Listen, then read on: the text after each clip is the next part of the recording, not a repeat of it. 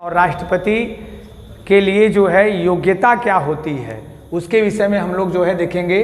जो है राष्ट्रपति बनने के लिए क्या क्या योग्यताएं होती हैं, क्या क्या जो है राष्ट्रपति बनने के लिए क्या क्या योग्यता हो जो है, इसके विषय में हम लोग जो है देखते हैं। तो राष्ट्रपति की योग्यता पहले आपको ये याद रखना है कि अनुच्छेद 58 में है। राष्ट्रपति बनने के लिए क्या क्या योग्यता चाहिए, अनुच्छेद 58 में है। राष्ट्रपति बनने के लिए क्या क्या योग्यता चाहिए हमने देखा अभी पिछली बार हमने देखा कि जो है राष्ट्रपति बनने के लिए क्या क्या योग्यता चाहिए, किस अनुच्छेद में है, राष्ट्रपति बनने के लिए योग्यता अनुच्छेद 58 में है। अब वो योग्यताएं क्या होनी चाहिए भारत का राष्ट्रपति बनने के लिए, तो योग्यता में हम लोग देखते हैं पहले 3 चीज़ याद रखिए कि वह भारत का नागरिक हो, अर्थात भारत से बाहर का नागरिक भारत का राष्ट्रपति नहीं हो सकता। तो पहली योग्यता क्या है, भारत का राष्ट्रपति हो। दूसरा, कम से कम वो 35 वर्ष की आयु पूरा कर लिया हो, कम से कम कितना, 35 वर्ष का हो। और तीसरा, वह जो है लोकसभा का सदस्य होने की योग्यता रखता हो। लोकसभा का सदस्य न हो, लोकसभा का सदस्य बनने की योग्यता रखता हो। तो ये 3 बात जो है अपने मन में बैठाइए। पहला क्या है, भारत का नागरिक। राष्ट्रपति अगर बनना है आपको तो पहला भारत का राष्ट्रपति बनने के लिए पहला भारतीय नागरिक, दूसरा कम से कम 35 वर्ष, और तीसरा लोकसभा का सदस्य बनने की योग्यता रखते हों। ये 3 चीज, भारत का राष्ट्रपति बनने के लिए भारतीय नागरिक, भारत की नागरिकता, कम से कम 35 वर्ष, और लोकसभा का सदस्य बनने की जो है योग्यता हो। साथ ही चौथा क्या है, कोई भी लाभ का पद न धारण करते हों। यानी 4 चीज, भारतीय नागरिकता होनी चाहिए, कम से कम 35 वर्ष होना चाहिए, और जो है लोकसभा का सदस्य बनने की योग्यता होनी चाहिए, और साथ ही जो है आप कोई लाभ के पद पर न हो। अब आपके मन में प्रश्न होगा, लाभ का पद क्या होता है? तो लाभ का पद, जैसे संसदीय विधान द्वारा कुछ पदों को लाभ का पद माना गया है, परंतु हमारे संसदीय विधान द्वारा जो बनाया गया है उसमें राष्ट्रपति, प्रधानमंत्री, उपराष्ट्रपति, राज्यपाल, ये सब ऐसे पद हैं जिन्हें लाभ का पद नहीं माना जाता है, जिन्हें लाभ का पद नहीं माना जाता। तो राष्ट्रपति का पद, प्रधानमंत्री का पद, राज्यपाल का पद, उपराष्ट्रपति का पद, ये सब लाभ के पद में नहीं आते हैं।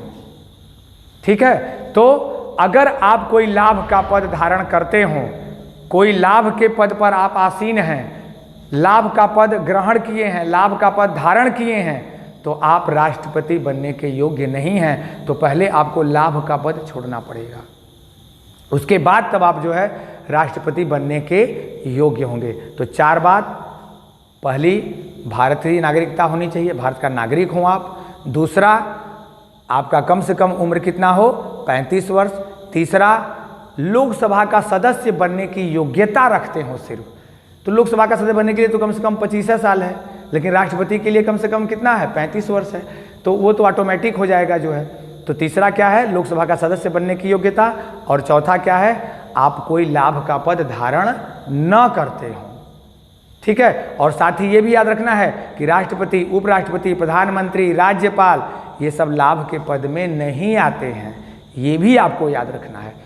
अब हम देखते हैं कि अब चुनाव में राष्ट्रपति का जब चुनाव शुरू होता है तो नामांकन जब होता है तो प्रश्न आता है कि कितने मतदाताओं द्वारा राष्ट्रपति के जो है उम्मीदवार का अनुमोदन और समर्थन होना चाहिए।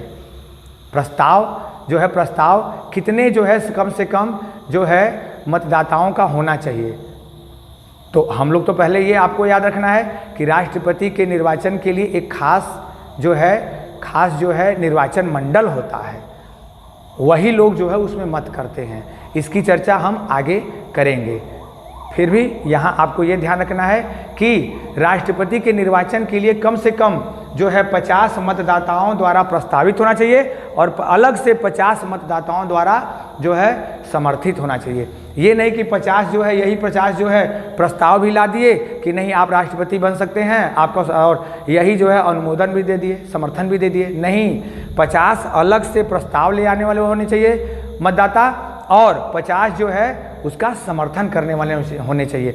तो राष्ट्रपति की जो है इसमें कितने मतदाताओं का समर्थन होना चाहिए? 50 प्रस्तावित और 50 जो है अनुमोदित होने चाहिए। राष्ट्रपति के चुनाव में जमानत राशि कितनी होती है? तो 15,000 रुपये। लेकिन 1997 के पहले ये कितनी थी? 2500 रुपये। तो आपको ये याद रखना है, परीक्षा में आता है कि जो है राष्ट्रपति के चुनाव में जो है राष्ट्रपति के चुनाव में जमानत राशि कितनी होती है? तो 15,000 रुपये। और 1997 के पहले कितनी थी? 2500 रुपये। तो 1997 के पहले 2500 और वर्तमान में कितनी है? राष्ट्रपति का चुनाव अगर आप लड़ने जाते हैं तो जमानत राशि कितनी जमा करनी पड़ेगी? जो है 15,000 रुपये। ठीक है। अब जो है ये देखते हैं कि जो है जमानत क्या होता है। जमानत जैसे हम लोग अक्सर सुनते हैं कि जो है फला कैंडिडेट, फला उम्मीदवार की जमानत जब्त हो गई। तो जमानत जब्त हो गई का तात्पर्य क्या है? तो आपको यही इस बार समझना है कि जमानत तो कुल वैध मत, जितने किसी भी चुनाव में, चाहे ग्राम प्रधानी का चुनाव हो, चाहे जो है विधायक का चुनाव हो, चाहे सांसद का चुनाव हो, जितने भी वैध मत पड़े हैं, चुनाव लड़ने वाले तो बहुत सारे उम्मीदवार होते हैं, तो जितना वैध मत पड़ा है, तो जो उम्मीदवार जो है कुल वैध मतों का, कुल जो वैलिड मत हैं, कुल वैध मतों का अगर 1/6 मत प्राप्त कर लेता है तो उसकी जमानत जो है बच जाती है। नहीं तो अगर वह कुल वैध मतों का 1/6 मत नहीं प्राप्त कर पाता है, 1/6 मत प्राप्त करने में असफल हो जाता है, तो कहा जाता है कि उसकी जमानत राशि जब्त हो जाती है। यानी जो 15,000 रुपया जमा किया है वो गया, वो जब्त हो जाएगा। ठीक है। तो जमानत राशि, राष्ट्रपति के चुनाव में जमानत राशि 15,000। और जमानत जब्त होने का मतलब समझ गए? जमानत जब्त उस उम्मीदवार का, उस जो है उम्मीदवार का होता है जो कुल वैध मत का 1/6 मत नहीं प्राप्त कर पाता, और कुल वैध मतों का 1/6 मत जो प्राप्त करता है उसकी जमानत बच जाती है, और जो कुल वैध मतों का 1/6 मत नहीं प्राप्त कर पाता उसकी जमानत राशि जब्त हो जाती है। ये ऐसा क्यों किया गया? ये ऐसा इसलिए किया गया कि फालतू जो है उम्मीदवार चुनाव न लड़ सकें, ज़्यादा भीड़ न इकट्ठा हो। भारत में तो ये भी है ना, हमारे देश में तो ये भी देखा जाता है। आप देखते हैं समाज में कि जिनके पास थोड़ा सा पैसा आ जाता है तो सोचते हैं चलो राष्ट्रपति जो है MLA MP का चुनाव लड़ जाते हैं। काहे भैया? तो इसलिए जो है लड़ते हैं कि जो है किसी बहाने मेरा नाम हो जाएगा कि विधायक का चुनाव लड़े थे, MP का चुनाव लड़े थे। तो वैसे उम्मीदवार जो है सीरियस नहीं रहते हैं, वो सिर्फ अपना नाम के लिए करते हैं। तो राष्ट्रपति के चुनाव में इन चीज़ों को रोकने के लिए जो है तमाम प्रकार के जो है कंडीशन लगाए गए हैं। तो पहला कंडीशन क्या है? कम से कम 50 मतदाताओं द्वारा प्रस्तावित होना चाहिए और 50 मतदाताओं द्वारा जो है समर्थित होना चाहिए। साथ ही जमानत राशि 15,000 रुपये है, और कुल वैध मतों का 1/6 अगर जो प्राप्त करता है उम्मीदवार, उसकी जमानत जो है जमानत जब्त नहीं होती है, जमानत बचा रहता है। जो 1/6 मत नहीं प्राप्त करता उसकी जमानत राशि जब्त कर ली जाती है। तो ये आपको याद रखना है। कुल जमानत जो है बचाने के लिए कितना है? जमानत राशि बचाने के लिए कितना है? कुल वैध मत का 1/6। और जो है किसी भी राष्ट्रपति किसी सदन या विधानमंडल का सदस्य नहीं होना चाहिए। जैसे राष्ट्रपति का चुनाव जो भी उम्मीदवार लड़ रहा है वो किसी भी, जैसे न लोकसभा का सदस्य हो, न राज्यसभा का सदस्य हो, न किसी राज्यों की विधानमंडल का सदस्य हो। ऐसा कहा जाता है कि वो किसी सदन का सदस्य नहीं है। लेकिन अगर है और वह राष्ट्रपति का चुनाव लड़ता है तो निर्वाचन के बाद, राष्ट्रपति पद के निर्वाचन के बाद, मतलब जब वो चुन लिया जाता है तो पूर्व में जिस जो है सदन का सदस्य था वह समाप्त हो जाता है। तो हमारे यहाँ कहा गया है हमारे संविधान में कि राष्ट्रपति का जो चुनाव लड़ने वाला उम्मीदवार है वह किसी सदन का, यानी लोकसभा, राज्यसभा या राज्यों की विधानसभा या विधान परिषद का सदस्य न हो। लेकिन अगर है और वह राष्ट्रपति चुनाव लड़ा और जीता तो निर्वाचन, जिस दिन वो निर्वाचित होता है उसी दिन से पूर्व में जिस सदन का वो सदस्य था, चाहे लोकसभा, चाहे राज्यसभा, चाहे विधानसभा, जहाँ का वो सदस्य था, वो पद जो है अपने आप समाप्त हो जाता है। ठीक है। और जो है साथ ही हम लोग देखेंगे जो है 59 ये कहता है, अनुच्छेद 59 ये कहता है कि राष्ट्रपति का कार्यकाल 5 वर्ष है और जो है वह 5 वर्ष के दौरान कोई अन्य पद ग्रहण नहीं करेगा।